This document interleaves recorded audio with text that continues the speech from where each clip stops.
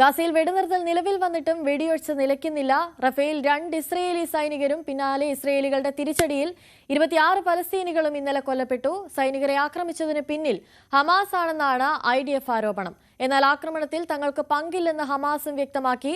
Hamas ബന്ദിയാക്കിയവരുടെ മൃതദേഹ കൈമാറ്റം പൂർത്തിയാകാതെ സമാധാന കരാറിൽ ഇനി ചർച്ചയ്ക്കില്ലെന്ന് നെതന്യാഹു നിലപാട് കടുപ്പിച്ചിരിക്കുകയാണ്. കൂടുതൽ വിവരങ്ങളുമായി അഭിലാഷ് രാധാകൃഷ്ണൻ ചേരുന്നുണ്ട്. അഭിലാഷ്, നെതന്യാഹു നിലപാട് കടുപ്പിക്കുന്നു. ഇതിനൊരു അറുതി, ഈ സംഘർഷത്തിനൊരു അറുതി അതുണ്ടാകില്ല എന്ന് വേണോ കരുതാൻ? അനുശ്രീ, ഇപ്പോൾ ഗാസയിൽ വെടിനിർത്തൽ നിലവിലുണ്ട് എന്നുള്ളതാണ് ഇപ്പോൾ അവസാനമായി ഇസ്രായേൽ പ്രധാനമന്ത്രി ബെഞ്ചമിൻ നെതന്യാഹു പറഞ്ഞിരിക്കുന്നത്.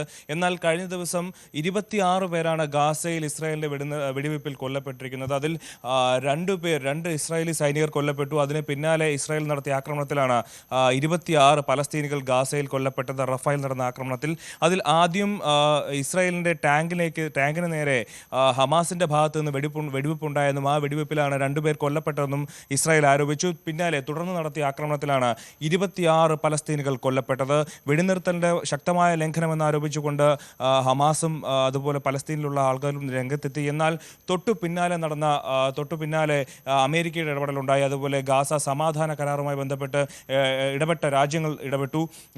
പിന്നാലെയാണ് ഇത്തരത്തിൽ ഗാസയിൽ വീണ്ടും വെടിനിർത്തൽ നിലവിലുണ്ടെന്നും അത് വെടിനിർത്തൽ കരാറിനൊന്നും സംഭവിച്ചിട്ടില്ല. എന്നാൽ ഹമാസ് വീണ്ടും ഇത്തരത്തിലൊരു ആക്രമണത്തിലേക്ക് അല്ലെങ്കിൽ ഗാസയെ ഒരു യുദ്ധത്തിലേക്ക് വലിച്ചഴക്കുന്നുവെന്ന് ഇസ്രായേൽ സൈന്യത്തിന്റെ അടക്കമുള്ള ആരോപണങ്ങൾ നിലവിൽ വന്നു.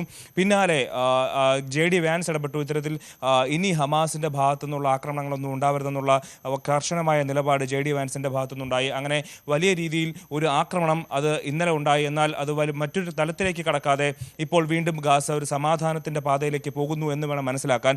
എന്നാൽ അതേസമയം തന്നെ ബെഞ്ചമിൻ നെതന്യാഹു പറയുന്നത് ഇപ്പോഴും 16 ബന്ദികളുടെ മൃതദേഹങ്ങൾ ഹമാസ് ഇസ്രായേലിന് നൽകാനുണ്ട്. അവർ ആ ബന്ദി കൈമാറ്റം തടസ്സപ്പെടുത്തുകയാണ്, അത് വച്ച് നീട്ടുകയാണ് എന്നുള്ള പ്രധാനപ്പെട്ട അല്ലെങ്കിൽ അത്തരത്തിലൊരു ആരോപണം ഇസ്രായേലിൻ്റെ ഭാഗത്തുനിന്നുണ്ട്. എന്നാൽ ഹമാസ് പറയുന്നത് അങ്ങനെ ബന്ദികളെ തങ്ങൾക്ക് വച്ചുകൊണ്ടിരിക്കേണ്ട ഒരാവശ്യവുമില്ല, ബന്ദികളെ കയ്യിൽ വെച്ചിട്ട് നമുക്ക് ഒരാവശ്യവുമില്ല. എന്നാൽ ആ ബന്ദികളുടെ കൈമാറ്റം വൈകാൻ കാരണം ഇവരുടെ മൃതദേഹങ്ങൾ വച്ചിരിക്കുന്ന സ്ഥലത്ത് നിന്ന് അതിനെ പുറത്തെടുക്കാൻ കഴിയുന്നില്ല. അതിന് കുറച്ചുകൂടെ സാങ്കേതികമായിട്ടുള്ള സഹായങ്ങൾ വേണമെന്നുള്ളതാണ് ഹമാസിന്റെ നിലപാട്. ഹമാസ് ആവശ്യപ്പെടുന്നത് അത് കിട്ടാത്തത് കൊണ്ടാണ് ഇപ്പോൾ ബന്ദികളുടെ മൃതദേഹങ്ങൾ ഇസ്രായേലിന് കൈമാറാൻ കഴിയാത്തത് എന്നുള്ളതാണ് ഹമാസിന്റെ ആരോപണം, ഹമാസ് മുന്നോട്ട് വയ്ക്കുന്ന കാര്യം. എന്നാൽ അതേപോലെ തന്നെ ഹമാസിന്റെ നിരായുധീകരണവും ഈ ഘട്ടത്തിൽ ചർച്ചയാകുന്നുണ്ട്. ഹമാസിന്റെ നിരായുധീകരണം എന്ന് പറയുന്നത് എത്രയും വേഗം ഉണ്ടാക്കണമെന്നാണ് JD വാൻസ് അടക്കം ആവശ്യപ്പെടുന്നത്, US വൈസ് പ്രസിഡന്റ്. അതിന് സൈന്യം അറബ് രാജ്യങ്ങളുടെ അല്ലെങ്കിൽ ഈ ഗാസ സമാധാന കരാറിന് ഒപ്പം നിൽക്കുന്ന രാജ്യങ്ങളുടെ ഒരു സംഘം, അവരുടെ സായുധ സംഘം ഗാസയിൽ വേണം. അവിടെ അതുമായി ബന്ധപ്പെട്ട് അവരുടെ ലോ ആൻഡ് ഓർഡർ, അവിടുത്തെ നിയമങ്ങളും അവിടെ ഇനി എങ്ങനെയാണ് കാര്യങ്ങൾ എന്നുള്ളത് കൃത്യമായി മുന്നോട്ട് കൊണ്ടുപോകാൻ ഒരു സംഘം വേണം എന്നുള്ളതാണ് അമേരിക്കയുടെ ആവശ്യം. അവർ അവിടെ എത്തി ഹമാസിന്റെ നിരായുധീകരണം ഉറപ്പാക്കണമെന്നാണ് JD വാൻസ് ആവശ്യപ്പെടുന്നത്. എന്നാൽ ഇപ്പോൾ 2ാം ഘട്ട ചർച്ചയിലേക്ക് കടക്കണമെങ്കിൽ നെതന്യാഹു പറയുന്നത് ഈ ഗാസയിലെ വെടിനിർത്തലുമായി ബന്ധപ്പെട്ട 2ാം ഘട്ട ചർച്ചയിലേക്ക് കടക്കണമെങ്കിൽ ഹമാസിന്റെ നിരായുധീകരണം ഉറപ്പാക്കണം. അതുപോലെ തന്നെ ഇപ്പോൾ ബന്ദികളുടെ മൃതദേഹങ്ങൾ എത്രയും വേഗം കൈമാറണം.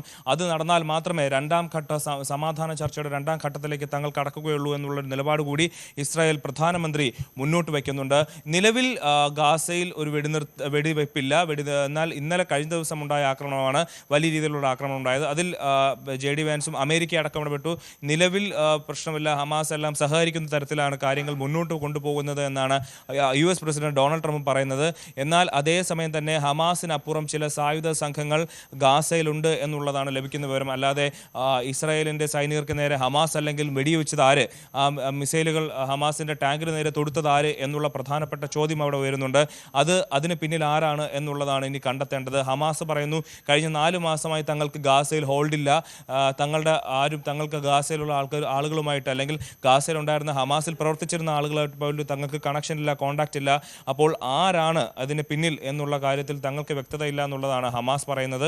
ആ ഒരു ചോദ്യമാണ് ഇപ്പോൾ മുന്നിൽ നിൽക്കുന്നത്. അനുശ്രീ, അഭിലാഷ്, അതുപോലെ തന്നെ ഈ ബന്ദികളുടെ മൃതദേഹ കൈമാറ്റത്തിലേക്ക് വരുമ്പോൾ അതുമായി ബന്ധപ്പെട്ട് റഫ ഇടനാഴി അടുത്ത കാലത്തൊന്നും തുറക്കില്ല എന്നൊരു പ്രഖ്യാപനം കൂടി നെതന്യാഹുവിന്റെ ഭാഗത്തു നിന്നും ഉണ്ടാകുന്നുണ്ട്. ഇത് കൂടുതൽ സംഘർഷത്തിലേക്ക് വഴിവെക്കാനുള്ള സാധ്യതയില്ലേ?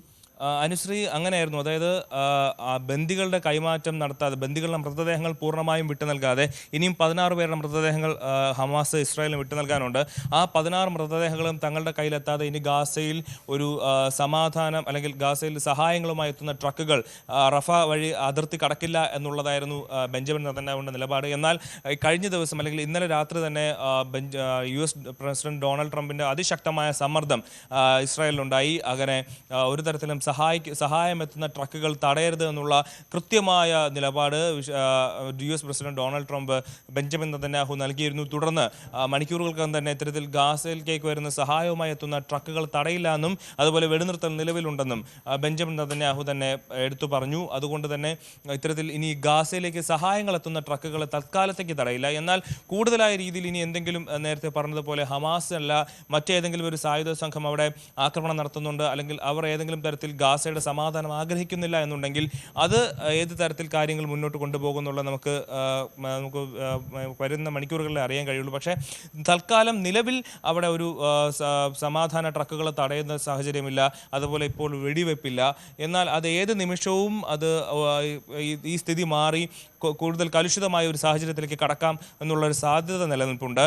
എന്തായാലും അടുത്ത ദിവസങ്ങളിൽ അമേരിക്കയുടെ സ്റ്റീവ് വിറ്റ്കോഫും അതുപോലെ JD വാൻസും ഇസ്രായേൽ സന്ദർശിക്കുന്നു എന്നുള്ള വിവരങ്ങൾ പുറത്തു വരുന്നുണ്ട്. അവർ ഇസ്രായേലുമായി ബന്ധപ്പെട്ട് കൂടുതൽ ഈ ബന്ദി കൈമാറ്റം അടക്കമുള്ള കാര്യങ്ങളിൽ കഴിഞ്ഞ ദിവസം നടന്ന വെടിവെപ്പ് അടക്കമുള്ള കാര്യങ്ങളിൽ കൂടുതൽ ചർച്ച ചെയ്യും. അതിനുശേഷമായിരിക്കും കൂടുതൽ തീരുമാനങ്ങളും നിലപാടും എടുക്കുക. എന്തായാലും ഹമാസിൻ്റെ ഒരു നിരായുധീകരണം എന്ന് പറയുന്നത് കരാറിൽ ഹമാസ് അംഗീകരിച്ചതാണ്. കൂടുതൽ ഗാസയുടെ മുന്നോട്ടുള്ള ഭരണകാര്യങ്ങളിൽ ഒന്നും തങ്ങൾ ഇടപെടില്ല എന്ന് പ്രത്യേകം പറഞ്ഞിരുന്നതാണ്. പക്ഷേ കഴിഞ്ഞ ദിവസങ്ങളിൽ വന്ന ഒരു റിപ്പോർട്ട് എന്ന് പറയുന്നത് 7000-ഓളം ഹമാസിൻ്റെ സായുധ സംഘങ്ങൾ അല്ലെങ്കിൽ ആളുകളെ അവർ ഗാസയിലേക്ക് കൂടുതൽ, അതായത് ഇസ്രായേലിൻ്റെ സൈന്യം ഗാസയുടെ ഒരു പരിധിയിൽ നിന്ന് പിറകിലേക്ക് യെല്ലോ ലൈനിലേക്ക് മാറിയിരിക്കുകയാണ്.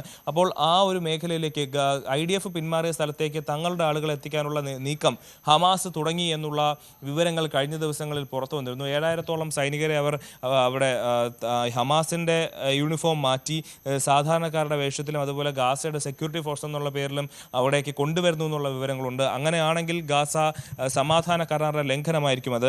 അക്കാര്യത്തിൽ അങ്ങനെയാണ് കാര്യങ്ങൾ മുന്നോട്ട് പോവുകയാണെങ്കിൽ സൈനികപരമായിട്ടുള്ള നീക്കങ്ങൾ ഗാസയിൽ ഇനിയും ഉണ്ടാകും എന്നുള്ളത് തന്നെയാണ് നമുക്ക് മനസ്സിലാക്കേണ്ടത്. അനുശ്രീ. ശരി, അഭിലാഷ് രാധാകൃഷ്ണനാണ് കൂടുതൽ വിവരങ്ങൾ നൽകിയത്.